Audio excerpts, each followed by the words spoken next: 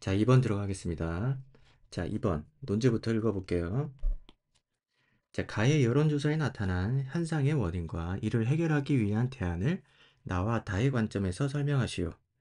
자, 현상은 가에서 나오고 원인은 나에서 분석되고 있습니다. 그리고 대안은 다에서 제시되고 있어요. 그래서 가나다를 자 요약만 하면은 저절로 논제가 완성이 되는 답안을 쓸 수 있는 쉬운 문제라고 볼 수 있습니다. 자, 가해 내용을 한번 볼게요. 전체 두 문단인데 첫 번째 문단에서 미국 갤럽의 조사에 따르면 자신을 어떤 정당도 지지하지 않는 무당파라고 밝힌 응답자의 비율은 1988년에 33%에서 2016년에는 39%로 큰 변화가 없었다. 자, 같은 기간 복지 정책이나 인종 문제와 같은 민감한 이슈에 대해 중도적 입장이라고 밝힌 사람의 비율도 크게 변하지 않았다. 이렇게 정치적 입장이 변화가 없었다는 거죠.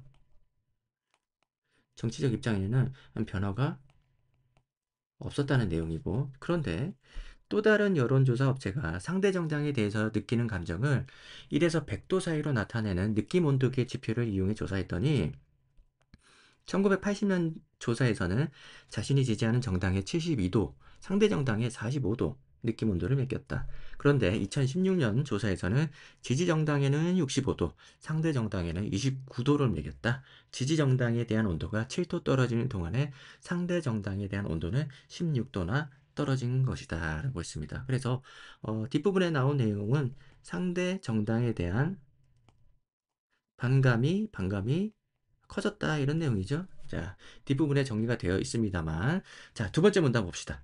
자, 이처럼 자신이 지지하거나 소속된 집단에 대해서는 우호적이지만 그렇지 않은 집단에 대해서는 강한 반감이나 불신의 감정을 드러내는 현상이 두드러지고 있다.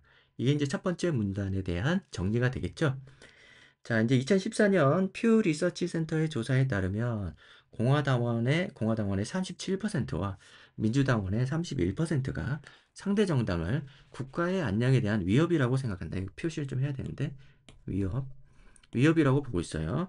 그리고 2016년 조사에서는 그렇게 생각하는 비율이 공화당원 45%, 민주당원 41%로 높아졌다. 위협이라고 생각하는 비율이 높아졌다는 거죠. 자녀가 자신과 다른 정당 지지자와 결혼하는 것에 반대한다고 응답한 비율은 1960년대에는 극소수였지만은 2016년도에는 높아졌다. 이런 내용이 나오고 있습니다. 그래서 두 번째 문단을 정리를 한번 해보면 이게 이제 반감이 너무 심해져 가지고 상대 정당을 위협이라고 간주하고 그 다음에 상대 정당의 자녀와는 결혼도 내 자녀와 상대 정당의 자녀와는 결혼도 안 된다. 이렇게까지 이 지경까지 왔습니다.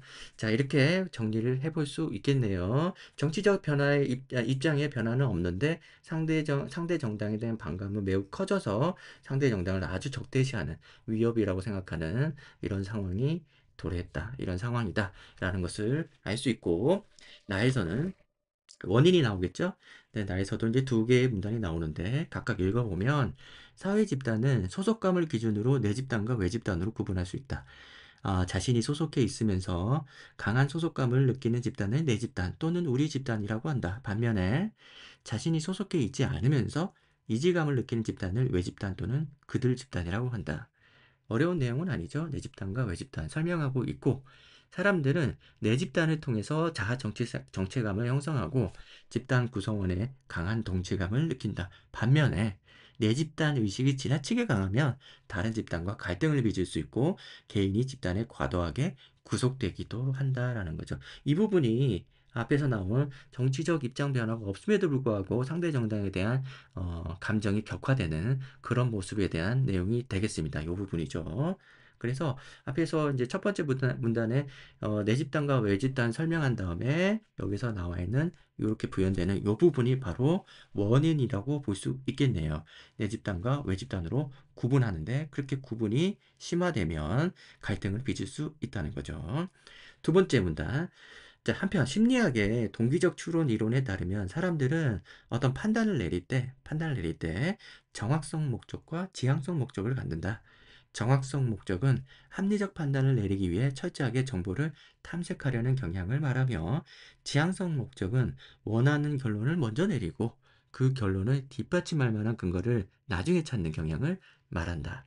자, 정확성 목적을 견제하는 것이 바람직하지만 사람들은 대개 믿고 싶은 대로 믿는 지향성 목적을 따르는 경향이 있다. 자, 인터넷과 소셜 미디어가 지배하는 미디어 환경은 이러한 경향을 더욱 심화시킨다. 자, 그 결과 믿고 싶은 것만 더욱 믿게 만드는 확증 평양이 강화된다. 최근 심화되는 정서적 양극화 현상은 이러한 배경에서 비롯된다. 자, 그러면 제시문 가의 내용이 이걸로 정리가 되는 거네요. 정서적 양극화 현상. 그리고 이 원인은 확증 평양이 되겠습니다. 원인은 확증 평양 당첨이 됐고, 근데 이 확증 평양은 왜 생기는 거예요? 지향성 목적, 그 다음에 소셜 미디어가 지배하는 미디어 환경, 이런 것들이 가중되어서 확증 평양이 강화된다는 거죠. 그래서 두 번째 문단은 확증 평양을 원인으로 내세우고 있습니다. 첫 번째 문단에서는 내 집단과 외 집단, 특히 내 집단에 지나치게 의식하게 되면, 내 집단을 아주 그냥 여기 나와 있죠. 내 집단 의식이 지나치게 되면 다른 집단과 갈등을 빚을 수 있다라는 거죠. 자, 그러면 원인이 두 가지가 나오네요. 첫 번째 원인은 내 집단에 대한 지나친 의식, 그 다음에 두 번째 원인은 확증 평양. 이렇게 우리가 분석해 볼 수 있겠습니다. 쉽죠? 각 문단마다 하나씩 나와줘서. 자, 그 다음에 달을 보면 불신과 반감, 그리고 분노와 증오가 폭발하는 사회는 살벌하다. 이것이 바로 정서적 양극화 현상, 가를 설명하는 거겠죠. 이 내용이고, 물고기가 물의 존재를 느낄 수 없듯이 분노와 증오의 블랙홀에 빠진 사람들은 그것을 깨닫기 어렵다. 정치학자 리 드러트먼은 이렇게 말했다. 우리에게 필요한 것은 세상을 양자구도로 보는 습관을 무너뜨리는 것이다. 이 양자구도가 앞에서 나온 그 이분법, 내 집단과 외 집단의 이분법이죠. 그래서 여기에 대한 대안이라는 겁니다. 하지 말자는 거죠. 그렇게 적과 동맹을 수시로 바꿀 수 있는 유연함이 필요하다. 협력이 중요한 분야에서는 집단 간의 관계를 유연하게 관리하는 것이 중요하다. 승자와 패자, 내부자와 외부자를 뚜렷이 구분하는 구도를 피해야 한다. 그래서 내 집단과 외 집단 구분하지 말자. 구분하지 말고 유연성을 가지자라는 거죠. 여기 첫 번째, 나에서 나온 첫 번째 문단에 대한 대안, 내 집단과 외 집단을 구분하는 것에 대한 대안은 유연함을 제시하고 있습니다.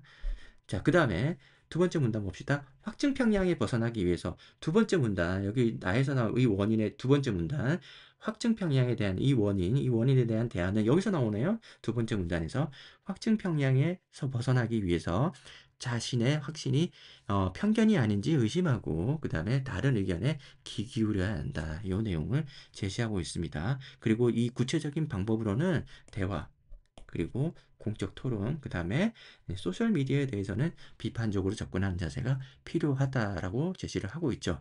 완전히 대응이 됩니다. 그죠? 정서적 양극화의 원인은 내 집단과 외 집단을 구분하고 내 집단에 지나치게 강조하게 되면은 갈등이 생긴다는 거고, 확증 평양 때문에 더욱 이게 강화된다는 거죠. 그래서 이 내 집단과 외 집단을 구분하는 거 하지 말고 유연한 자세를 가지자라는 것이 다의 첫 번째 문단이고, 두 번째 문단에서는 이제 확증 평양에 대해서 어떻게 해결할 수 있을 것인가, 자기 자신도 의심하고 다른 사람의 의견을 받아들이고, 그 구체적인 내용은 대화도 하고 토론도 하고, 그 다음에 소셜 미디어에 대해서는 비판적으로 접근하자, 이렇게 쓰고 있습니다. 아주 잘 계획된 문제라고 볼 수 있겠습니다. 설계가 잘 됐죠. 하지만 예시 답안은 조금 아쉬워요. 예시 답안의 내용을 확인해 보면서 어떻게 수정하는 것이 좋을지 한번 첨언을 해보겠습니다. 가해 현상은, 첫 번째 문단 가해 현상은 미국에서 시민들의 정당 분포나 정책적 입장이 크게 변하지 않았는데도 민주당 지지자와 공화당 지지자들이 서로 감정적으로 미워하는 현상이 심화되고 있음을 보여준다. 자, 여기까지가 첫 번째 문단에 대한 정리고, 이로 인해 사람들은 상대편 정당 지지자를 국가의 적이라고 생각하고 자녀의 결혼과 같은 비정치적 사안에서도 상대방을 배척하게 된다. 이런 내용은 없으니까 굳이 우리가 만들어 쓸 필요는 없고요. 자, 그래서 첫 번째 문단과 두 번째 문단을 순서대로 그냥 단순 요약을 하고 있는데 제시문가는 현상이잖아요. 현상을 설명을 해야 되잖아요. 그럼 이게 무슨 현상인지 설명을 정리해서 얘기를 해줘야지 이것은 정서적 양극화라고 우리가 제시를 해줄 수 있어야 됩니다. 그래서 요 내용이 빠지고 그냥 단순 요약을 해서 이게 과연 요약을 하라는 건지 아니면은 현상, 원인, 대안을 제시하라는 건지 알 수 없는 그런 답안이 되고 있어요. 그래서 좋은 내용을 쓰고 있기는 하지만은 정서적 양극화라는 이렇게 하나의 키워드로 정리를 해주는 부분이 이제 첫 문장에서 필요하다라는 것을 얘기해 주고 싶고요. 두 번째 문단도 마찬가지예요. 보면 나에 따르면 이러한 정서적 양극화는 사람들이 배타적인 내 집단 의식의 근거에 외 집단을 부정적으로 보기 때문이다. 이게 첫 번째 문단이죠. 그리고 또한 자신이 원하는 결론을 미리 결정하고 결론을 미리 정하고 그 결론을 뒷받침하는 증거를 취사 선택하는 지향성 목적 이렇게 나오죠. 그래서 두 번째 문단이죠. 상대편에 대한 기존 편견을 더욱 심화시키기 때문이다. 여기서 소셜미디어의 알고리즘은 확증 편향을 강화시킬 수 있다. 이렇게 얘기가 나옵니다. 그래서 내 집단 의식과 확증 편향이 원인이잖아요. 이 내용을 먼저 써주면 좋겠어요. 그래서 이렇게 나누었을 때 첫 번째 문장에다가 그 원인은 지나친 내 집단 의식과 확증 편향 때문이다라고 쓰든지 아니면 그 문장을 쓰는 것이 분량상 분량 조절이 좀 어렵다 그러면은 이 강론에서 첫 번째 문장 이 부분에서도 마찬가지로 첫 문장에 첫 부분에 내 집단 의식 여기서는 잘 쓰고 있죠. 그런데 확증 편향이 너무 뒤로 가 있어요. 이 부분이 조금 좀 아쉽다라는 생각이 듭니다. 그래서 확증 편향을 먼저 제시한 다음에 그 뒤에 나와 있는 내용, 그런 내용들은 사실은 부연이잖아요. 확증 편향이 더 중요하고, 그 다음에 나오는 뭐 지향성 목적이라든가 이런 것들은 확증 편향을 설명하기 위한 도구지 않습니까? 이거는 나중에 설명하는 것이 서술하는 것이 좋겠다라는 겁니다. 제일 좋은 거는 이 원인은 지나친 내 집단 의식과 확증 편향이다라는 것을 먼저 첫 문장으로 써달라라는 겁니다. 그리고 세 번째는 조금 더 심각한데요. 정서적 양극화를 극복하기 위해 우리는 세상을 승자와 패자, 내 집단과 외 집단으로 구분하는 이분법을 피하고, 이건 잘 썼죠, 이분법. 피하고, 반대편과의 수시로 동맹을 유지할 수 있는 유연성을 가져야 된다. 그래서 첫 번째 문단에 대한 내용이 잘 나와 있습니다. 동시에 다양한 대화, 공적 토론, 그 다음에 자신의 확신을 의심하고 상대방의 의견을 이해하고 이런 태도를 길러서 비판적 자세를 가져야 된다. 이렇게 쓰고 있습니다. 우리가 두 번째 문단에서는 자기 자신을 의심하고 그 다음에 상대방의 열린 자세로 상대방의 의견을 들어달라는 거죠. 그래서 상대방을 이해해달라는 거죠. 이 구체적인 내용으로서 대화를 해주고, 그 다음에 토론도 해주고, 그 다음에 소셜 미디어에 대해서는 비판적인 자세도 가져야 되겠다라는 거죠. 제일 중요한 건 이거예요. 대안으로 제시되는 것은, 어, 우선은 첫 번째로는 이 대안에서 내 집단에 대한 지나친 내 집단 의식 이분법적인 자세, 지향하자라는 것이 이제 첫 번째고 두 번째로는 이 확증 편향에 대한 대처 방법이죠. 자기 자신을 의심하고 남의 의견을 한번 이해해 보려고 노력하자라는 것에 대한 부연 설명으로 대화, 토론, 비판이 제시가 되고 있단 말이죠. 그런데 그렇게 쓰지 않고 여기서는 대화, 토론, 토론 여기 있죠. 그 다음에 의심 여기 있죠. 상대방의 이해 여기 있죠. 그 다음에 비판 여기 있죠. 이렇게 어, 임의적인 순서로 막 나열하는 것이 좋아 보이지 않습니다. 그래서 대안으로서 이 두 개를 먼저 제시를 하고 그 다음에 각각 뒷부분에 나와 있는 내용들을 정리해주면 좋겠다. 첫 문장에 이게 나와주면 좋겠다. 근데 첫 문장에 이 두 가지가 한꺼번에 제시되는 것이 과하다 그러면은 각각 나눠서라도 이분법을 지향하자. 여기서는 잘 하고 있어요. 그 다음에 두 번째는 의심과 자기 자신을 의심하고 남을 이해하려는 태도를 가지자라고 하면서 대화, 토론, 비판을 한꺼번에 뒤에서 차례대로 서술하는 것이 순서상 맞지 않겠는가라는 생각이 듭니다.